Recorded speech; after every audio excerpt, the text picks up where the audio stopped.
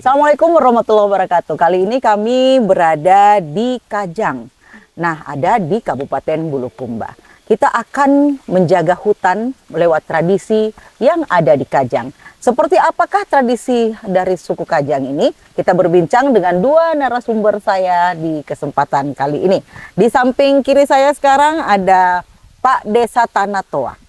Ya, beliau adalah Pak Zulkarnain. Kita nyampanya Pak Aso ya. Assalamualaikum Pak Aso. Waalaikumsalam warahmatullahi Sehat wabarakatuh. ya? Alhamdulillah kakak. Aman. Di sebelahnya juga ada Ismail. Nih tokoh pemuda yang ada di Kajang. Diberi kepercayaan juga sebelum masuk ke kawasan adat Kajang Amatoa ya harusnya bertemu dengan Mail dulu ya. Baik, sebentar kita berbincang tentang tradisi. Mengawali perbincangan ini dengan kita pengen tahu, itu kan namanya suku Kajang, sangat populer ya. Sebenarnya Kajang itu apa sih? Ya. Jadi ini masyarakat atau komunitas adat Kajang, banyak juga yang mengatakan sebagai suku Kajang. Ini adalah sekumpulan masyarakat adat yang punya aturan tersendiri dan memegang teguh yang namanya pasang. Ada aturan-aturan tersendirinya. Di pasang ini dituangkan di situ termasuk bagaimana kita mematuhi dan mengikuti aturan-aturan petua terdahulu kita, kemudian diikat juga oleh aturan adat, kemudian juga di dalamnya ada nasihat-nasihat dari inilah yang terus secara turun-temurun dari generasi ke generasi disampaikan secara lisan. Ya. Nah, di mana masyarakat adat Kajang ini ada ciri khas tersendiri. Jadi pakaiannya dari sisi pakaiannya itu menggunakan pakaian hitam-hitam dan memegang prinsip hidup dengan kesederhanaan. Jadi seperti itu ya. Jadi sebenarnya suku Kajang seperti itu. Nah kalau misalnya Anda biasanya memang searching sudah kemana-mana melihat bahwa oh ada yang namanya suku Kajang semacam ini. Nah lebih lengkapnya tadi sudah dijelaskan oleh Pak Desa ya, Pak Kades. Nah lebih lanjut nih Pak Kades, kan ada tadi aturan turun-temurun ya, itu apakah bersesuaian dengan aturan yang sekarang diberlakukan oleh pemerintah?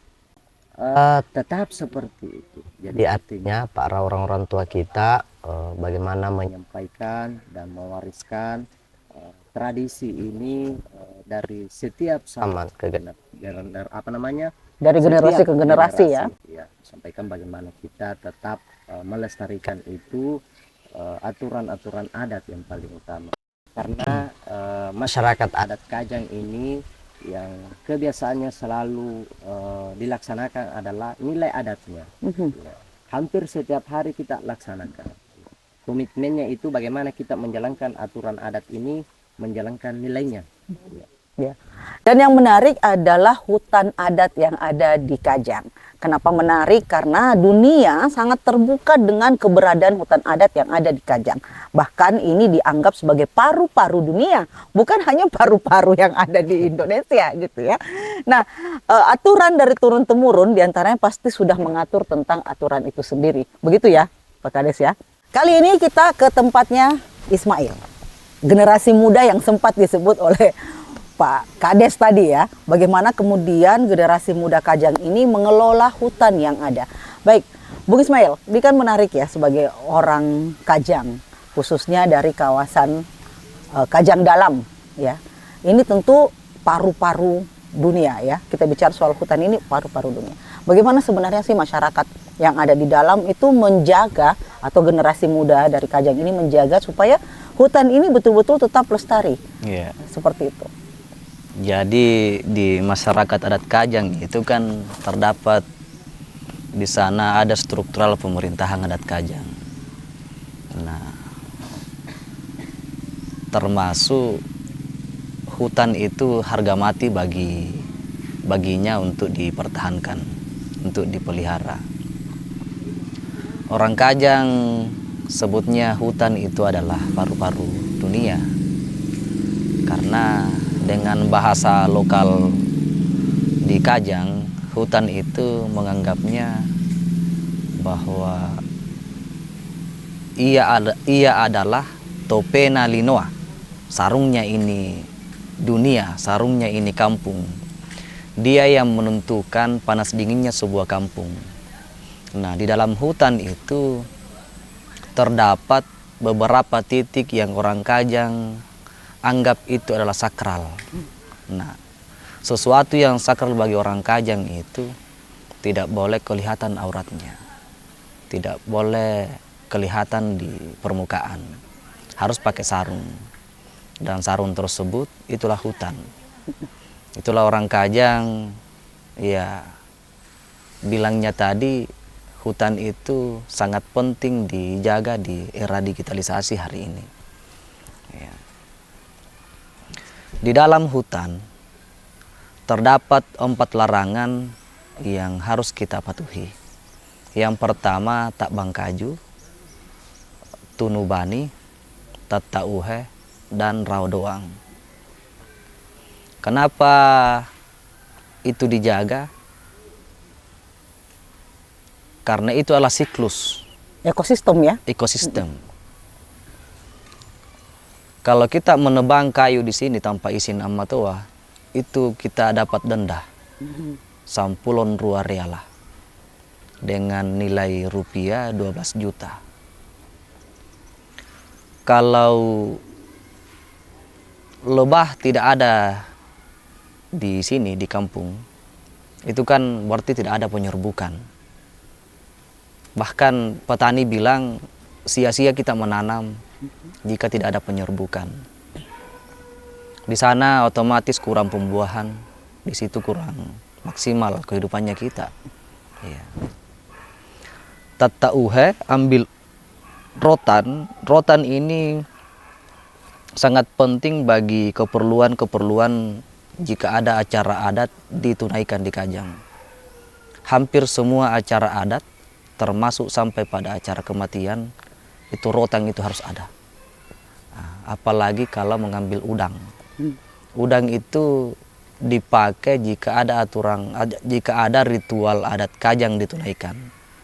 Karena kita terlibat semua di acara tersebut, berkumpul ya lauk pauknya ya bersumber dari udang tadi. Iya. Jadi tidak memberatkan masyarakat lah ya ketika ada upacara-upacara seperti itu karena Iya. sudah siap begitu ya. Iya. Maksudnya itu kan didenda orang kalau ada orang coba-coba mengambil untuk kepentingan pribadinya. Maksudnya kan jangan sampai ada ritual kita akan tunaikan kan sudah, Bahan tidak ada. Iya, bahan tidak ada. Iya. Kelengkapan tadi itu semua. Dan acara itu ya tentu ada kelengkapannya. Iya. Nah, itu kan ada juga yang kita sering dengar andingingi ya. Andingingi. Itu biasanya dilakukan dalam hutan juga. Sebenarnya maknanya andingingi itu apa sih sebenarnya? Andingingi itu di Kajang itu kan dilangsungkan tiap tahun dan itu agenda tahunannya pemerintah adat. Harus dijalankan. Ya. Kenapa kita andingingi? Ya, termasuk salah satu caranya kami sebagai orang Kajang untuk menjaga hutan dengan cara ritual, yakni andingingi. Mendinginkan suasana alam, mendinginkan interaksi manusia supaya hubungan kita dengan manusia bagus, tidak ada konflik. Ya, termasuk kalau kita ini kan di Kajang rata-rata orang bertani, berkebun, ya. Harapannya kita di acara tersebut ada doa yang kita sampaikan, semoga apa yang kita tanam ya maksimal hasil panennya dan kita sehat-sehat dalam bekerja. Baik, jadi banyak makna ya yang bisa kita rasakan. Oke, thank you Bung Mail. Kita ke Pak Desa kembali ini. Tadi dibicarakan bahwa ini adalah aturan yang diberlakukan di tradisi kita ya, tradisi masyarakat Kajang. Bagaimana kemudian sangat menghargai kehadiran hutan sebagai sumber kehidupannya. Nah, bagaimana kemudian pengelolaan ini mendapat dukungan dari pemerintah yang sedang memerintah saat ini, taruhlah Pak Desa dan sampai ke Bupati begitu. Oke, jadi begini, masyarakat adat Kajang ini di mana mengikuti atau ada aturan melalui pasang ini kemudian ada struktur kelembagaannya, ada struktur kepemimpinannya. Ya. Jadi dalam hal ini Ambatua sebagai pimpinan tertinggi dan jajarannya ada 26 adat. Dan bagian dari 26 adat ini ada beberapa jabatan pemenku adat atau galarang ini merangkap jabatan. Selain dia jabatan adat, dia juga sebagai jabatan pemerintahan. Mungkin seperti Pak Desa sekarang ya. Iya, termasuk saya sendiri. Jadi saya sebagai kepala desa Tanah Toa, siapa yang terpilih kepala desa di Tanah Toa, otomatis dia juga merangkap dan dilantik secara adat sebagai Galat Lombo. Jadi Ex officio ya. iya, jadi secara administratif desa Tanah Toa itu sebagai kepala desa yang memimpin sebagai jabatan adat dalam hal ini Galat Lombok ada wilayahnya. Jadi bukan wilayahnya ini bukan cuma di administratif Tanah Toa, tapi di mana atau seluruh masyarakat adat yang masih mengikuti adat, kemudian wilayah adatnya ini adalah bagian juga dari tanggung jawabnya. Karena kita punya tadi itu kelembagaan adat, kemudian di kelembagaan adat ini ada aturan-aturan adat itu terdiri dari 2 poin. Jadi bahasa lokalnya apa solok ri adaiya, apa solok ri karenya. Jadi ada pembagian wewenang di situ.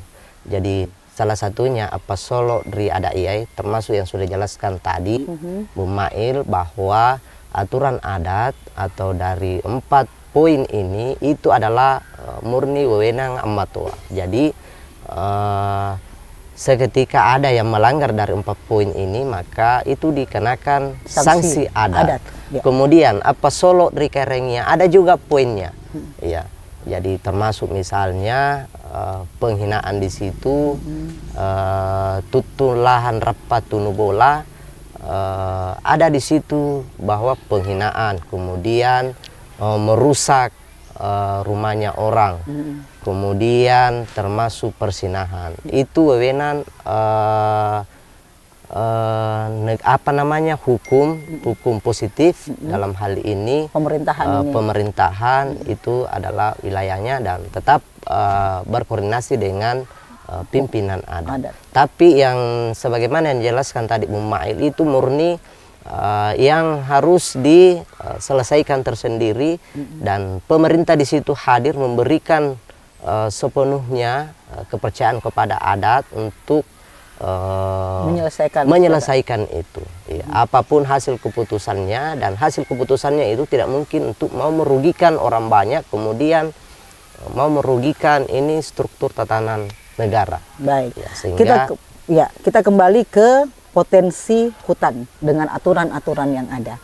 Jadi pada dasarnya tradisi-tradisi yang dibuat oleh masyarakat Kajang dan turun-temurun menjadi pasang Ri Kajang ini dan ternyata juga tidak berbenturan dengan aturan pemerintah itu sendiri, ternyata mampu menghidupkan dan memelihara sehingga pelestarian lingkungan itu bisa berjalan. Mitigasi lah ini ya. Kira-kira apakah pasang-pasang ini bisa mampu juga didesiminasikan, misalnya bisa disebarluaskan ke masyarakat lainnya di luar Kajang? Jadi begini, itu uniknya. Jadi dalam aturan adat ini pasang Ri Kajang salah satunya adalah ciri khas utamanya ada ciri khasnya itu adalah hutan adat. Jadi di mana ketika selama masih berdiri komunitas adat maka tetap ada hutan adat. Jadi sebelum saya lanjutkan, jadi hutan adat masyarakat adat Kajang ini kurang lebih 300 hektar dan tersebar juga di beberapa desa di Kecamatan Kajang. Ini dari 300 hektar ini yang betul-betul kita jaga keasliannya. Jadi pembagian aturan adat dalam melestarikan alam ini adalah pertama Borong Karama, yaitu hutan Karama. Ini yang betul-betul dilindungi. Jadi baik apapun mau sembarang masuk itu tidak boleh. Tidak boleh. Lebih-lebih kalau merusak atau mengambil sesuatu di dalam hutan itu sangat dilarang. Ya, kemudian yang kedua Borong Batasaya, hutan perbatasan, yang dimana hutan perbatasan ini yang berdekatan dengan berbatasan langsung dengan hutan. Ya, karena dimana kita ketahui aturan negara saja ada regulasinya 100 meter dari hutan itu tidak bisa dimiliki status hak sepenuhnya. Jadi tidak bisa disertifikatkan. Ya. Begitupun juga di aturan adat itu ada pembatasan. Ya, harus hati-hati. Kemudian kalau misalnya kita ada yang dikelola, ya tidak bisa meskipun bisa dikelola namun seizin adat, tapi tidak bisa dibuat dijadikan gundul. Ya. Kemudian yang ketiga ada namanya borong luara, hutan rakyat. Jadi ini hutan rakyat. Kalau sekarang posisinya ini yang tanah yang statusnya sudah dimiliki oleh masyarakat, ya kebun. Ya, ini bisa digarap masyarakat, bisa dimanfaatkan, dan bisa dimanfaatkan. Kemudian juga secara resmi juga negara memberikan ini untuk dikelola. Ada SPPT-nya. Ya, jadi 3 pembagian ini hutan adat. Ya. Hutan keramat tadi itu sama sekali tidak bisa kita kelola. Ini yang ada di dalam kawasan. Itu yang ada dalam kawasan. Nah, jadi setiap ada yang melanggar, yang poin pertama tadi itu harus diselesaikan secara adat, karena hutan ini ada yang koordinatornya. Dalam hal ini Galaputo, selain dia juru bicara Matoa, dia juga membidangi masalah hutan adat, dan tentu sebagai koordinator ibarat kelembagaan negara ini Menko Kehutanannya adalah Galak Lombok. Jadi setiap ada permasalahan ini harus diketahui oleh atau dilaporkan ke Galaputo. Nah, bagaimana teknis untuk menyebarluaskan ke masyarakat, baik di internal masyarakat adat maupun luar, terkait dengan sosialisasinya bahwa ada beberapa pembatasan di wilayah hutan adat. Nah, kalau terkait di internal, masyarakat ini sudah tahu semua bahwa tidak boleh. Ini memang sudah jadi ketetapan dan sudah jadi kebiasaan.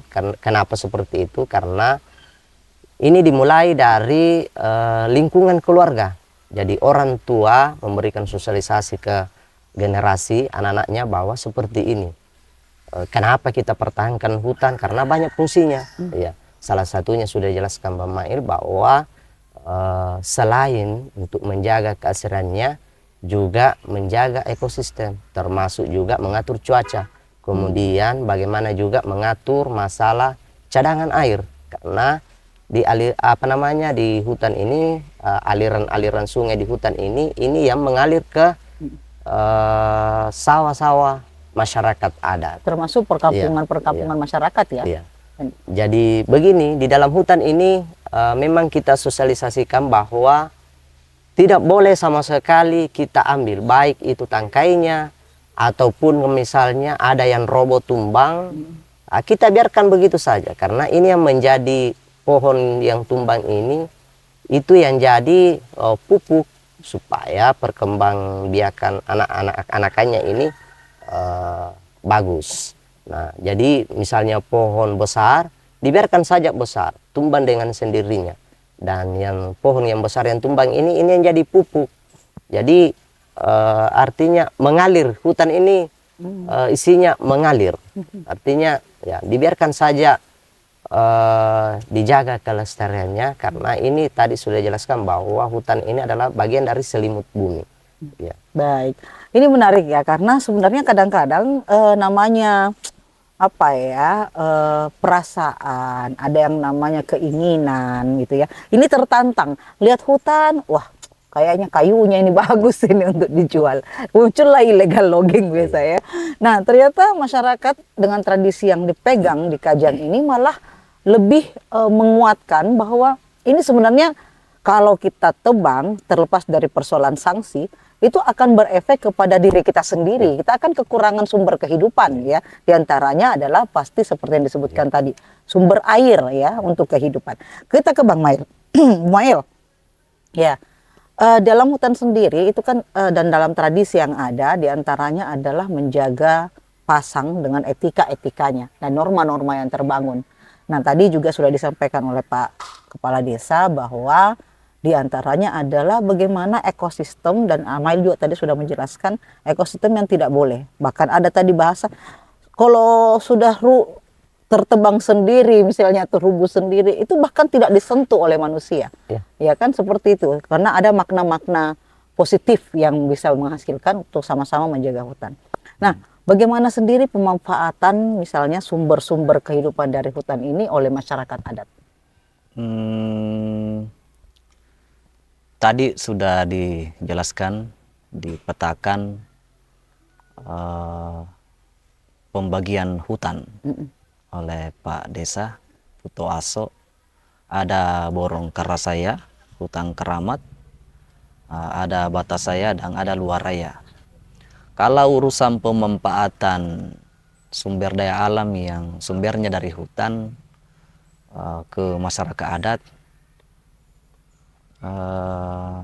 semisal ada acara adat, kan di sana kita butuh makanan yang banyak, minuman yang banyak. Itu baru dimanfaatkan. Itu baru dimanfaatkan. Kita menebang kayu di hutan atas dasar keputusan oleh adat untuk dijadikan kayu bakar di sana. Ada informasi juga ya bahwa kalau kayu yang ada di Kajang ini tidak pernah berkurang begitu. Jumlah kayu yang ada di benar. Betul itu. Dari dulu hingga sekarang itu luas hutan itu 313 hektar dan itu tidak berkurang.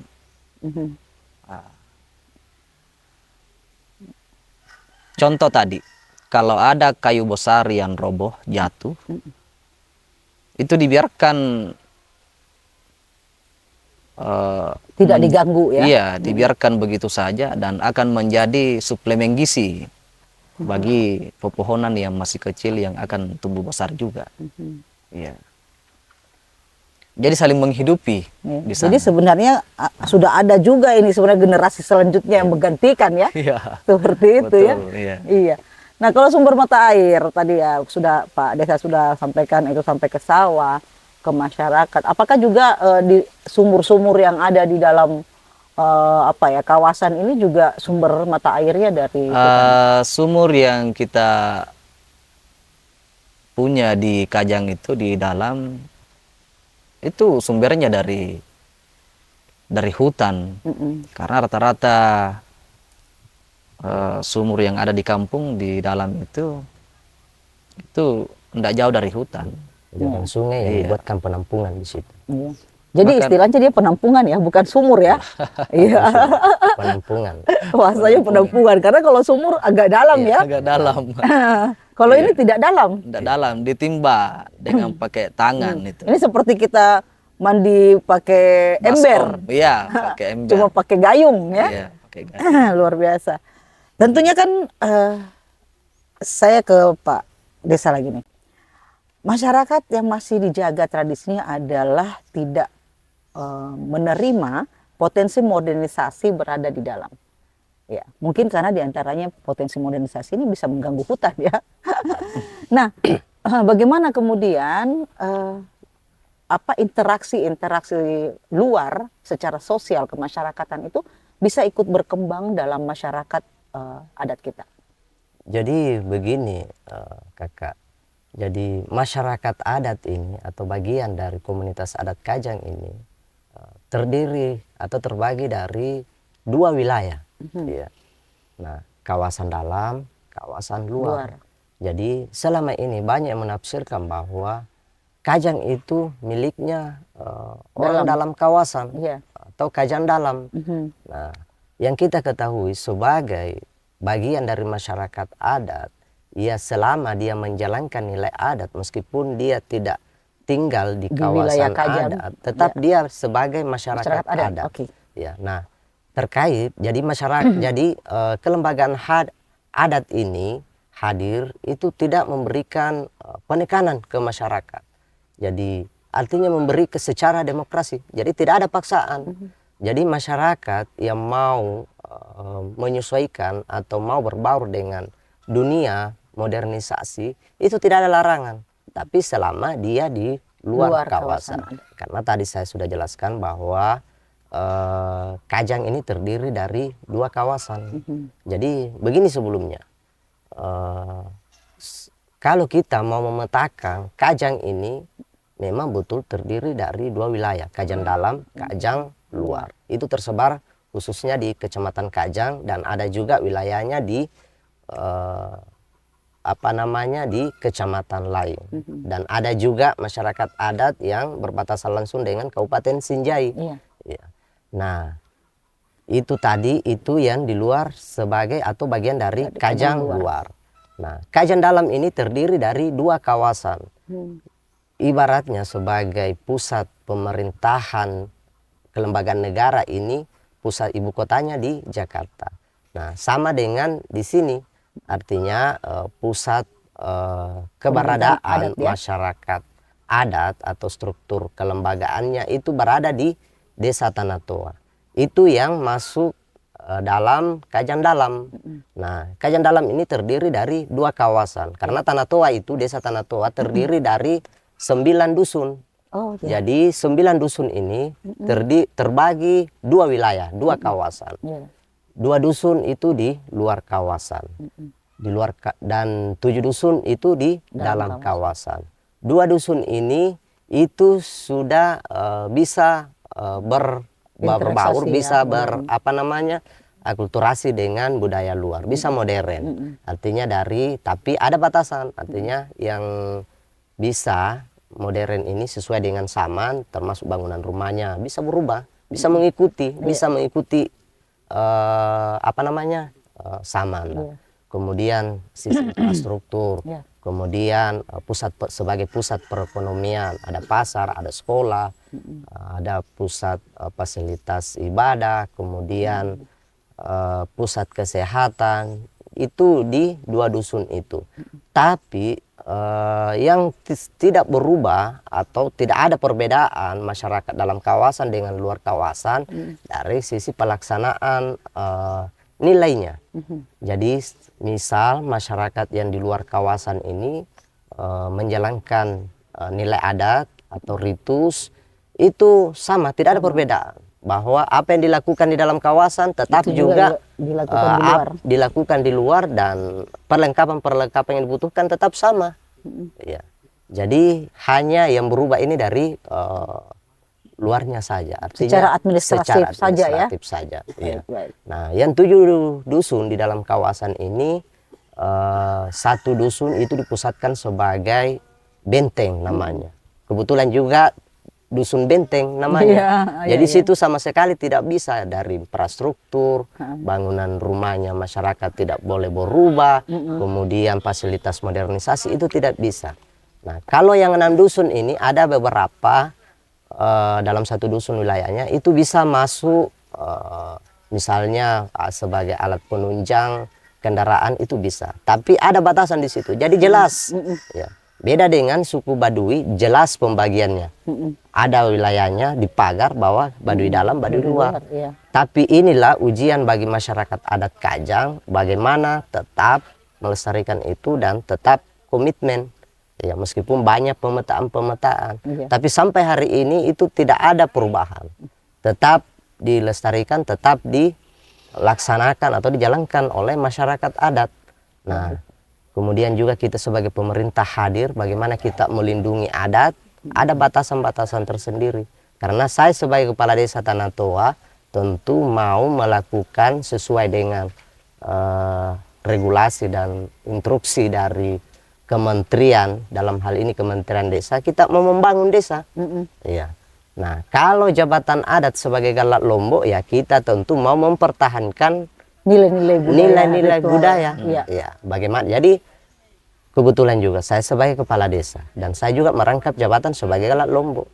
Jadi tentu setiap ada aturan yang kita mau terapkan, ya tentu saya sendiri dalam diri berdiskusi. Kemudian setiap ada keputusan yang kita mau laksanakan itu melalui jalan musyawarah.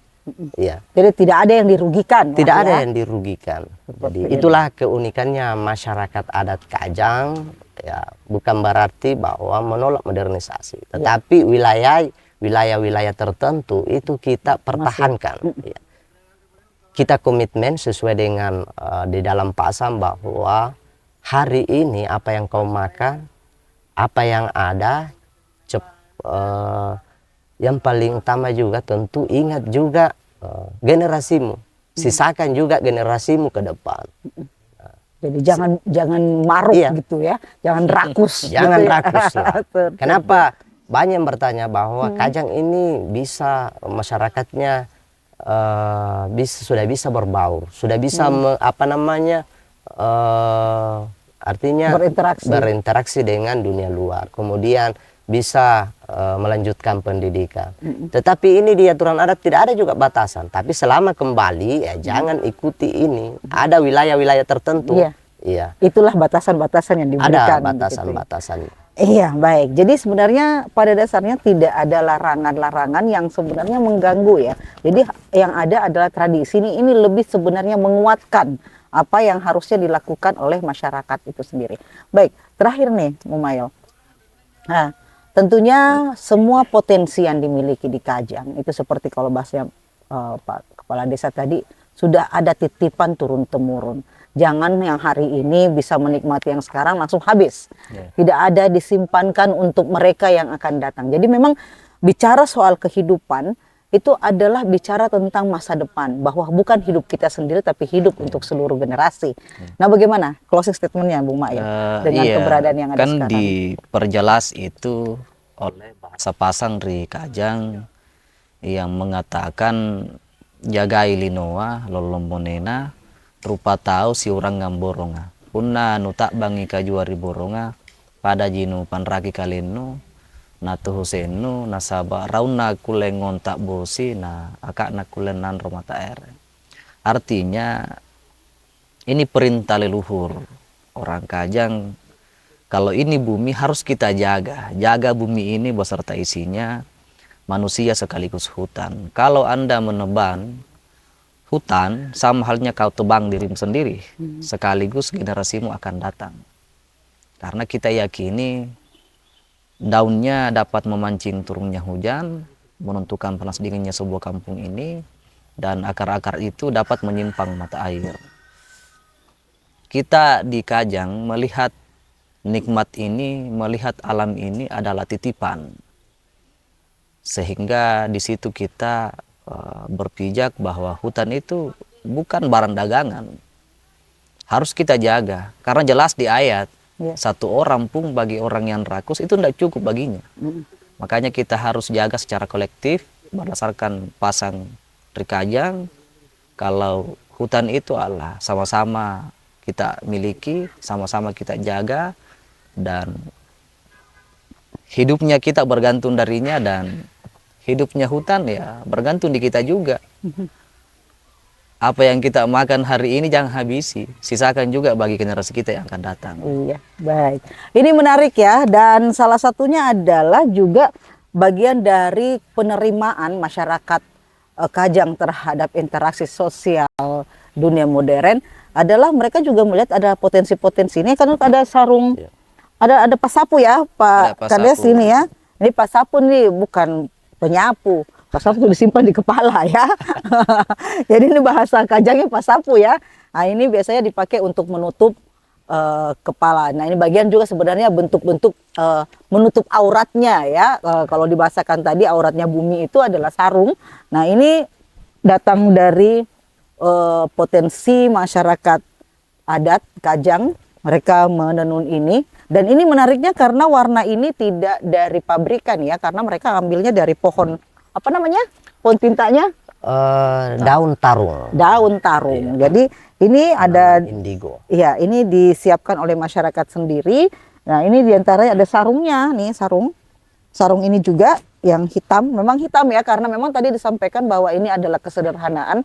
Ini membuktikan bahwa tidak ada kaya, tidak ada miskin, tidak ada atas, tidak ada bawah, tidak ada majikan, tidak ada anak buah ya. Jadi memang masyarakat adat Kajang ini sangat mengajarkan kita bagaimana yang namanya hidup sederhana, menghargai orang lain tanpa melihat status sosial yang berbeda. Nah, ini kelihatan warnanya, dan yang paling modern ya, modern nih kalau ke Kajang ya mampir di tempat Bung Mail ya. Kita bisa bawa oleh-oleh ini Kajang ya. Jadi kalau kita ke sini menjadi satu hal yang menarik juga. UMKM berkembang, bagian dari cita-cita Presiden ya.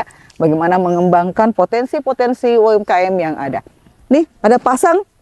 Ini yang namanya pasang Kajang. Bagian dari diseminasi terhadap pesan masyarakat Kajang dari leluhur, dan ini sebenarnya juga mengingatkan kita banyak hal bahwa dalam kehidupan keseharian kita tidak sendiri, dan jangan merusak diri sendiri, termasuk jangan merusak orang lain. Baik, saya bersama dengan kedua narasumber saya, ada Bapak Zulkarnain dan juga Bung Ismail, pamit. Wassalamualaikum warahmatullahi wabarakatuh.